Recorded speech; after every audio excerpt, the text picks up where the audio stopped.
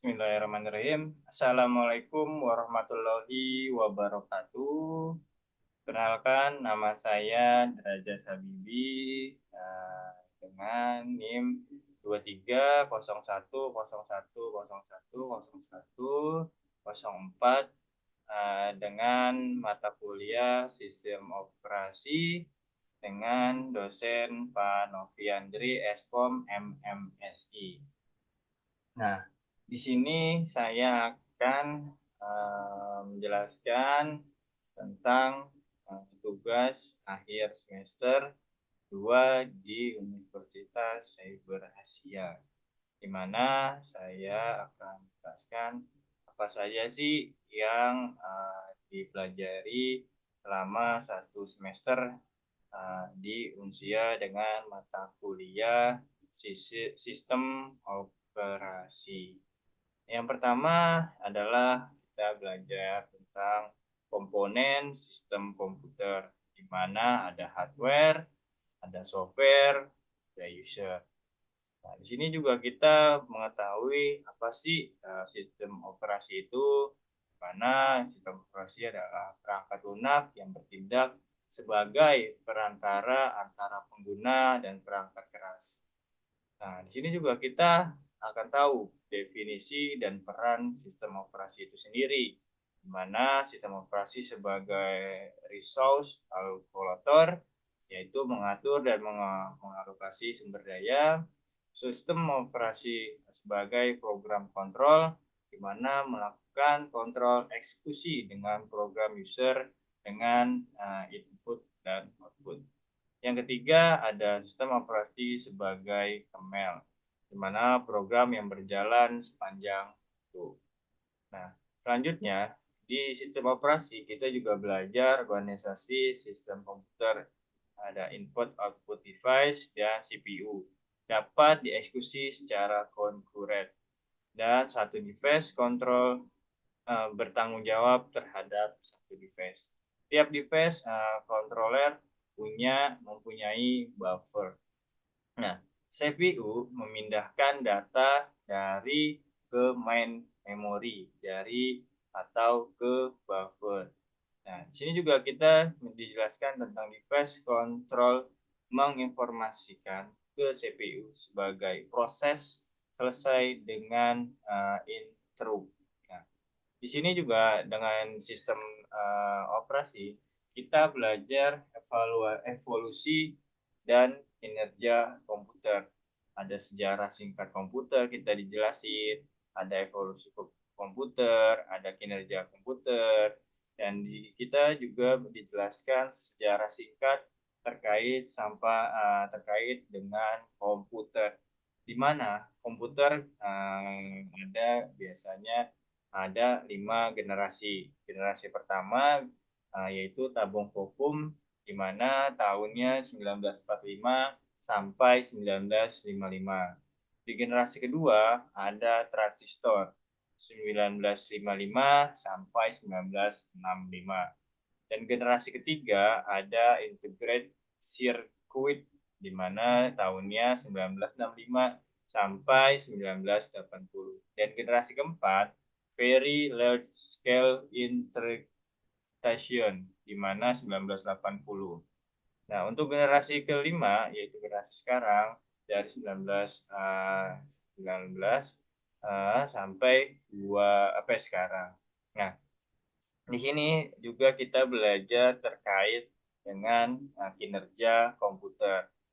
Kinerja sebuah sistem komputer merupakan hasil proses dari seluruh komponen komputer yang melibatkan CPU, memori utama, memori sekunder, bus, variabel, dan selanjutnya.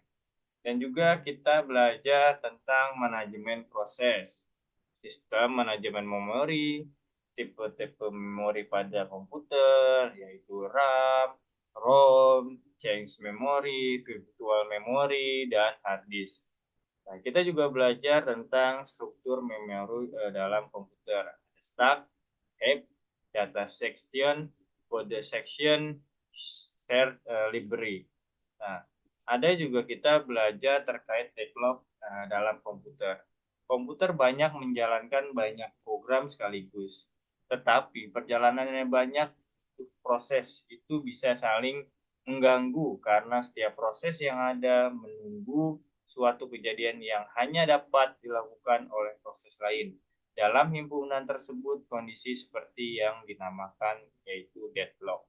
Kita juga belajar tentang metode-metode untuk cara mengatasi deadlock. Ada metode pencegahan terjadinya deadlock, ada metode penghindaran terjadinya deadlock, ada metode deteksi dan pemulihan dari suatu deadlock itu sendiri. Nah, kita juga belajar terkait konsep keamanan dalam sistem operasi. Pentingnya keamanan dalam sistem operasi, melindungi data sensitif, mencegah kerusakan sistem, mempertahankan kepercayaan pengguna.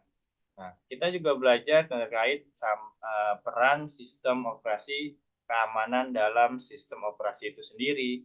Kita belajar virtualisasi dalam kontainerisasi, kita belajar virtualisasi dan konstrerisasi, tujuan dan manfaat virtual, kita belajar konsolidasi sumber daya, isolasi dan keamanan, pengolahan stabilitas, efisiensi pengguna sumber daya, dan probabilitas aplikasi. Kita belajar itu semua di semester 1. Dan kita juga belajar di mana peningkatan efisiensi dalam efektivitas input maupun output dalam sistem operasi.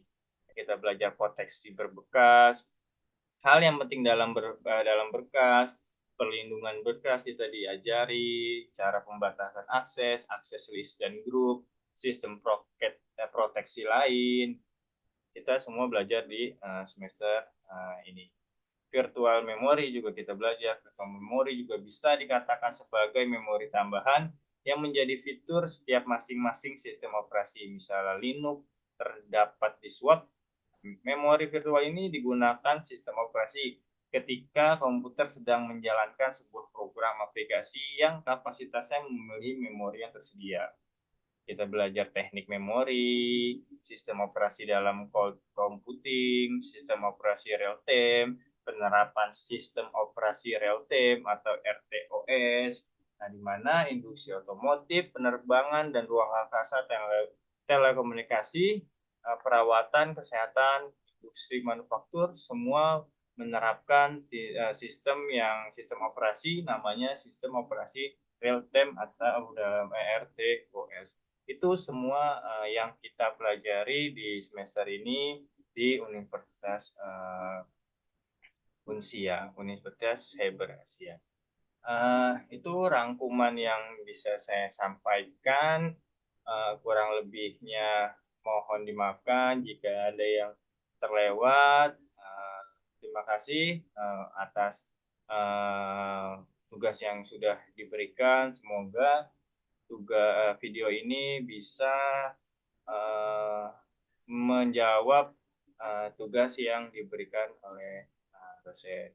Terima kasih atas perhatiannya. Saya ucapkan terima kasih. Wassalamualaikum warahmatullahi wabarakatuh. Terima kasih.